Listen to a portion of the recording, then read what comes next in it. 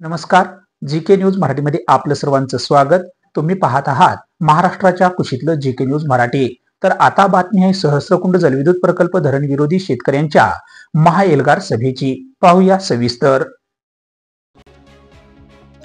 सहस्रकुंड जलविद्युत प्रकल्पाच्या मुद्द्याने वातावरण चांगलेच तापले असून मराठवाडा आणि विदर्भातील 40 गावच्या नागरिकांनी या जलविद्युत प्रकल्पाला तीव्र विरोध करत एकही इंच जागा या जलविद्युत प्रकल्पाला देणार नाही असा पवित्रा आता शेतकऱ्यांनी घेतला असून जलविद्युत प्रकल्पाला मोठ्या प्रमाणात विरोध होत आहे.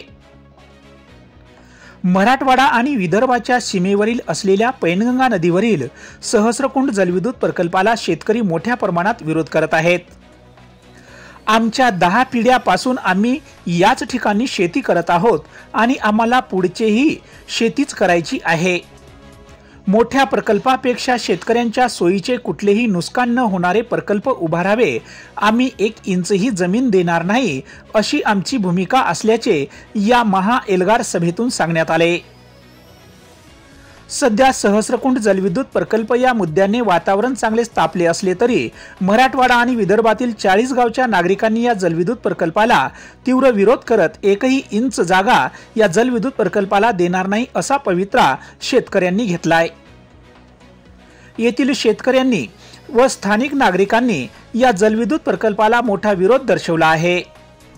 त्याच अनुषंगाने नांदेडच्या हिमायतनगर तालुक्यातील कामारी येथे सहस्रकुंड जलविद्युत प्रकल्पाच्या बाबतीत धरणविरोधी शेतकऱ्यांची महाएल्गार सभा आज संपन्न झाली. या महाएल्गार सभेला मराठवाडा आणि विदर्भातील शेतकरी व नागरिक मोठ्या संख्येने उपस्थित होते.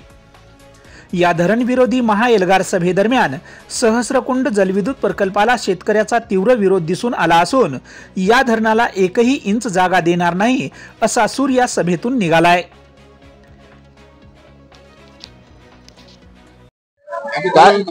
जमीन हे जे आहे शेतकऱ्याजवळ शेतमजुराजवळ जे उद्योग आहेत हे 10 पिढ्यापासून आलेले आहेत. 10 पिढ्या हे काही एकट्याची कमाई नाही आहे आणि हे पुन्हा जमीन पुन्हा मिळणारच नाही. म्हणून हे धरण होऊ देणे न होऊ देणं याशिवाय दुसरा मार्ग नाही. सरकारला त्या पद्धतीने पाणी देण्याची व्यवस्था करता येते लिफ्ट इरिगेशन आणि सौर ऊर्जेपासून इलेक्ट्रिक मिळवा आणि सगळ्याला पाणी द्या. धरणाला 30-30 वर्ष लागते. हे 5 वर्षात होतं बनणारा. हे करा. जे सोपी गोष्ट आहे लवकर मिळणारे ते न करता वर्षोनंदी चालणारे धरण अजिबात नको आम्हाला. 1 इंचही जमीन त्याला देणार नाही. कशासाठी देणार नाही. पुनर्वसनाला नाही त्याला. ओके. नंतर या शेतकऱ्यांची काय दशा होईल ते विचार न केलेली अतिशय वाईट परिस्थिती इथे निर्माण होणार आहे. आता कुठेही प्रकल्प नाही, भिंत नाही, गेट नाही, तरी एवढं नुकसान जर होत असेल आणि भविष्यात जर हा सहस्रकुंड प्रकल्प तुम्ही जिथं बांधणार आहात तिथं पाणी अडल्यानंतर इथं काय परिस्थिती होणार आहे हे विचार न केलेलं बरं. फक्त नेत्या लोकांचं कसं आहे का लहान लहान कामात पैसे कमवण्यापेक्षा मोठ्या कामात 5 पिढ्याची बरोबरी करून टाकायची, 5 पिढ्याचं आर्थिक सिंचन करायचं हा त्यांचा मुख्य उद्देश आहे.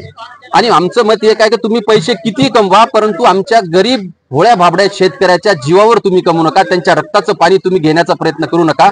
आम्हाला हे आंदोलन अतिशय शांततेने राष्ट्रपिता महात्मा गांधीजीच्या मार्गाने महात्मा गांधीजीच्या विचाराने आम्हाला हे आंदोलन लढायचं आहे. परंतु भगतसिंगाचे विचार सुद्धा आम्ही अंमलात आणणार आहोत एवढं निश्चित जर कोणी आमचं ऐकणार नसेल तर.